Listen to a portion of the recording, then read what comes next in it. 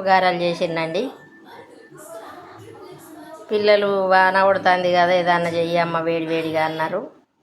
పొద్దున బబ్బెరపప్పు నానబెట్టిన, అక్క ముక్క మిక్సీలో పట్టిన,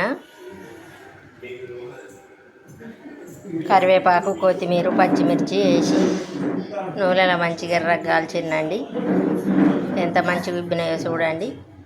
ఇక ఉల్లిగడ్డ కట్ చేసి మధ్యలో వేసిన, బాగా టేస్ట్గా ఉన్నాయండి. ఒకటి దీన్ని చూసిన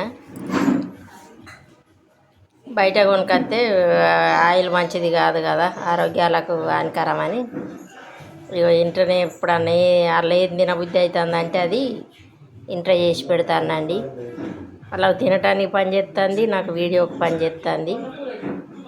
బయట కొనకుండా ఆరోగ్యాన్ని కాపాడుకొని మీరు కూడా షాపులలో దొరుకుతుందండి బబ్బెరపప్పు తెచ్చి ఇంట్లో పిల్లలకు చేసి పెట్టండి. బాయ్ అండి, ట్రై చేయండి.